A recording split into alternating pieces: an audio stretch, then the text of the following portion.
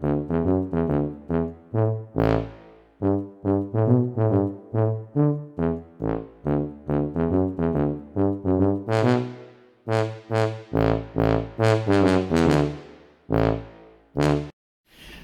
and welcome to the studio and my YouTube channel. I don't know whether you can catch the noise outside, but it is absolutely hammering it down. We are in a very wet and slightly windy Wales.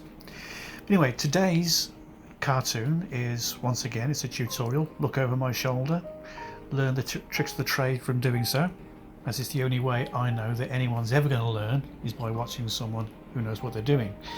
And today we're going to be dealing with the drunk, the drawing of the drunk and the exaggerated movements from which they use. So without further ado, before we do the further ado, let's make sure that you're all aware and you all go out there and you like and you hit the bell and you get the notifications, and if you've got any comments, leave them in the comment section below and I'll get to them. Right, that's that bit done. Shall we go ahead and draw a drunk? Well, whilst I'm drawing this picture of the drunk, it reminded me of a true story, and seeing this is a cartoonist diary, then well, I suppose we better make sure that we deal with some truth. And I have a story to accompany it, so here goes. This is going back quite a few years. I'd gone past my youth, I'd gone past all the going out drinking, having a party, all that sort of stuff. I was settled down, I had children, and I just stopped going out. I just really wasn't that interested in it. But for one reason or another, and I forget what the reasons were, I was forced out. Go out, have a night out with your friends was the order. And I said, don't really want to go. No, go out, just enjoy yourself. Anyway, cut a very long story short, I went out. Met some friends, went to this local pub, had a few drinks, quite a few drinks actually. I went out there with the intention of just having 2 or 3, enough to have a chat and then come home. Didn't work out that way. 12 o'clock, I'm at the bar with the other people, there's 2 other guys and their wives. And we're buying like a demijohn or whatever it is, each of real ale. And I think, if I remember rightly, it held about 2.5 pints. So we grabbed our 2.5 pints each and we went outside. The fresh air hit us, bang, we felt a lot higher, drunker if you like. Got over to his house, sat down. I immediately, because I've got the thirst on me by this point, so I am trying to get wine down me. The 2 women go out and get some wine, and I say, you're not drinking the beer? No, we don't really want the beer. Well, why'd you buy it? Well, so you lot can have some more fun. So, oh, okay, fair enough. And you know, you get to that stage where you know you've had too much, but there's free stuff on hand, and you want to make sure that you get your fair share of it. So I started necking my beers, and I got mine down me, and I sort of put out a greedy hand, like, you know, like a starving man, grabbed another demijohn, started pouring out. And I went through that, so that's another 2.5 pints. After I'd gone through that, I suddenly became aware that everyone else had slowed down. The blokes weren't really drinking theirs. They'd had just over a pint, and they were pouring a bit more. They were pouring it, they were sipping it bit by bit by bit. And I found myself sort of saying, well, do you want that? You can have that. You can have that one. And so I started drinking. I must have been insane. And I hadn't been drinking properly for years. And I knew it wasn't going to end well, but as the night goes on, you think, you know what, to hell with it. Let's go for it. So this carried on for a while, finished, and it was time to leave, which involved like catapulting me by foot outside the door, and I staggered home. Now, I don't live very far from this person's house, but it took me 2 hours to get home. Now, like I said, the road isn't very long, but by God, it's wide. And I was all over the place. And this is like, you go around the corner from where this guy lives, and there's a steepish hill. Only a short hill, but it's steep. And when you're in that drunken state, it's pretty much like all the road surfaces suddenly seem to be turned to grease. And you sort of go up a bit, and you find yourself back at the bottom, like, and you're going up and you're back at the bottom. And 3 or 4 times I turned around, this guy was still waving at me, and I'm thinking, hang about, I should be miles away by now, but I seem to always be in the same spot. Anyway, I don't know how I did it, but somehow I got to the top of the hill. I don't know whether I grabbed a bumper of a passing car and dragged myself up and let go at the top, I don't know. But I got to the top of the hill. And it's then sort of like, it's straight, you just carry on walking. Or as I was doing, going from side to side of the road, ping-ponging away like some kind of pinball machine. And I'm wandering along and there's no one about. It's about 3 o'clock in the morning. 3, 4 o'clock, I don't know what it was. It was early hours. And I'd already sung a few lusty songs along the way and been shouted at for my pains. Had a few police cars drive past slowly to see if I was alright, who I was, where I was going, if I knew who I was, and if I was even had the slightest idea where I was going. So once I got through them, I went down this leafy road. It's called Camden Road, doesn't really matter, but you know, Camden Road, lovely leafy suburb. And a few weeks before, we had gone to try, we were looking at buying a house down there. Now, you know what it's like when you get the drunken mind. You're not quite, you know, your mind sort of picks up little bits of information but doesn't give you the whole conversation.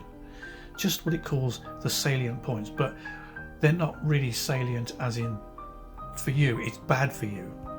As in it only gives you the bits you don't need to know and misses out on all the points you do need to know. So all my brain told me was, oh, there's the house it forgot about that you wanted to buy and move into. It just got to the point of, oh, there's the house, missed the last bit, the middle bits out, and says you're going to live in. And in my mind I thought, oh, that's my home. So I staggered around the back of this house, and I remember there being some sliding patio doors, and I was quite miffed at the fact that the doors wouldn't open. I'd give them a few good tugs and they wouldn't open.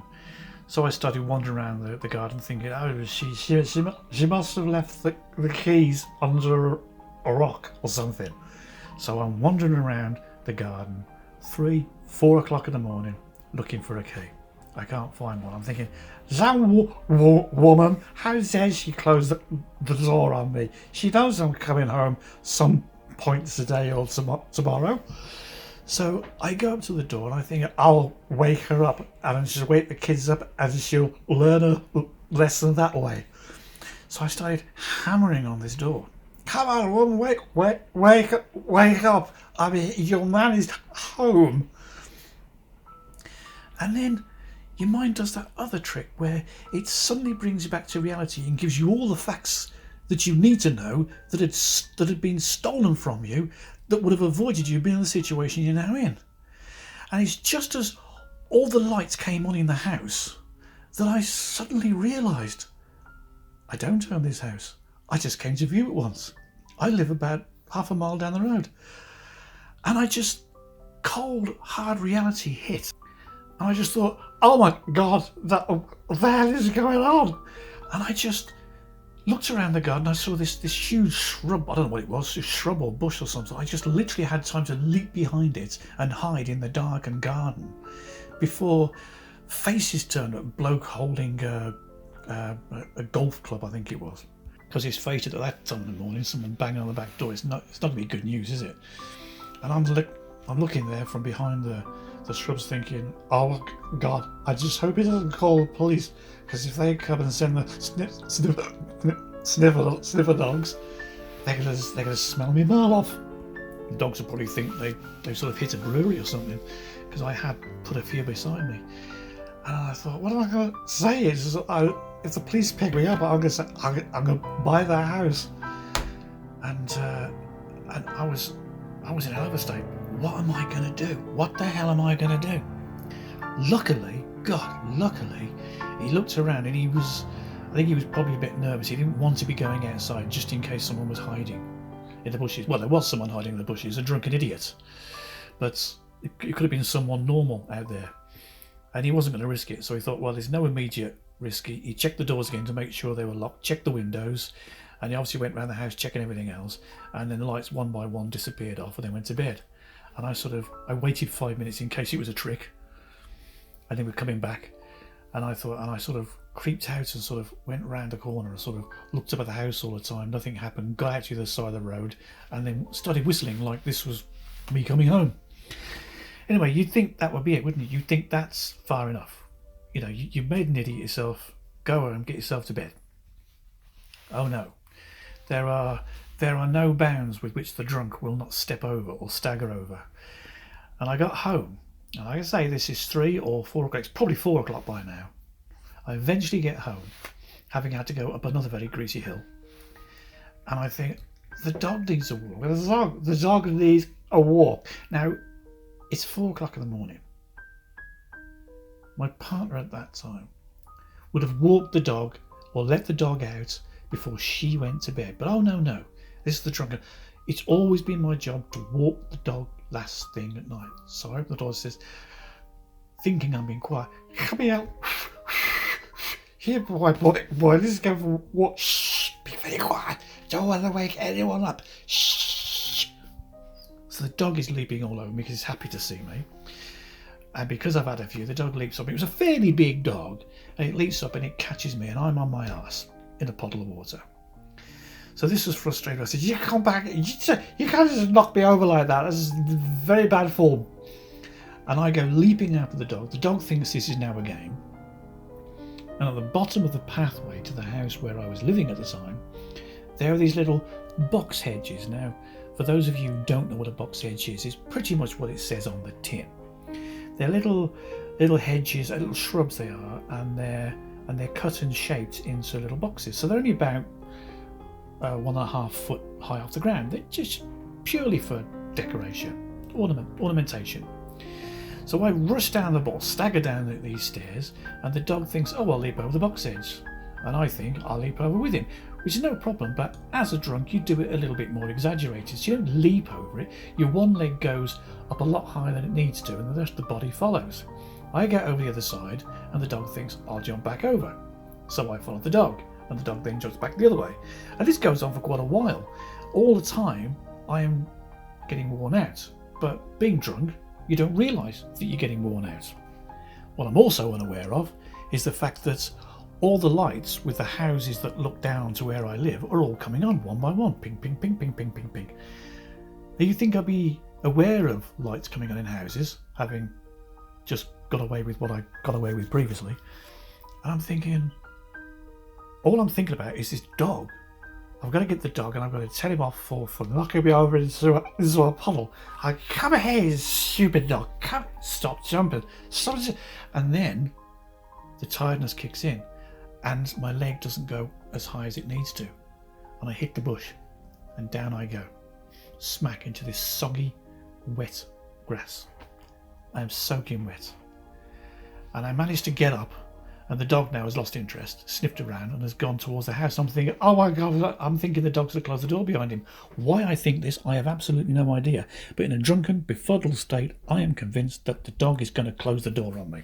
And I haven't got a key.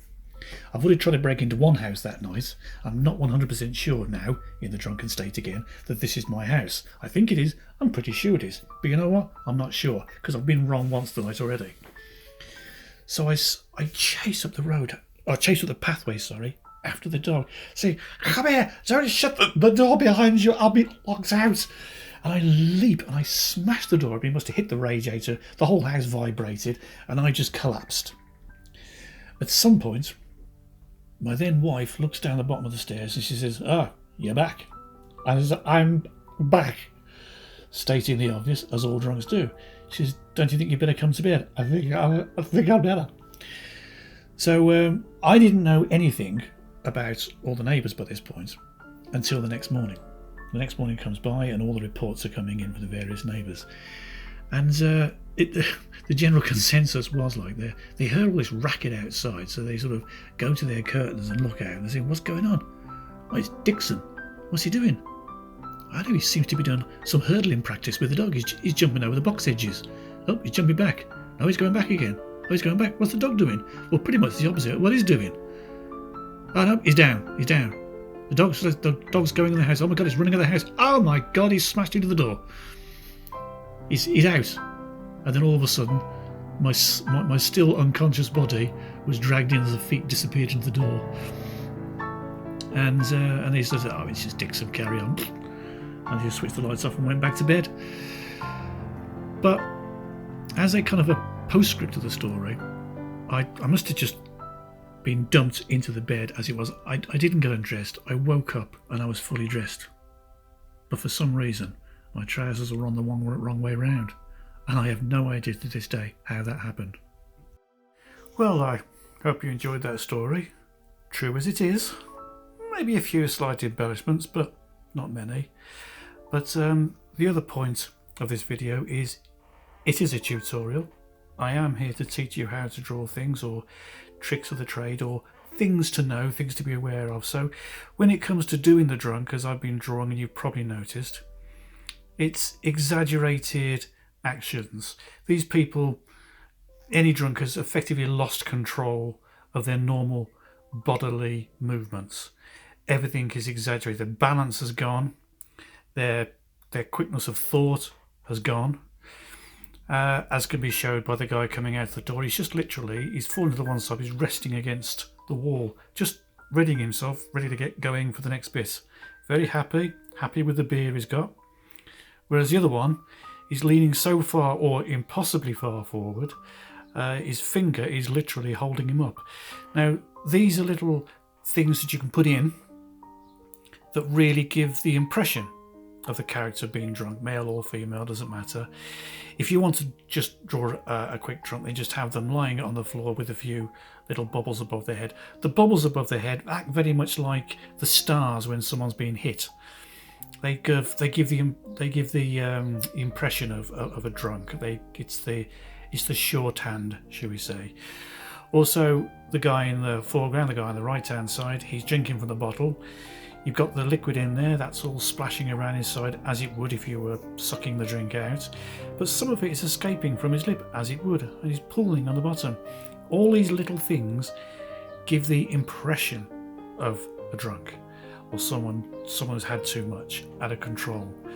Also, and on a final point, I've just put the feet, once again with the character in the foreground, the right hand side. He's got his one foot crossed over on the other.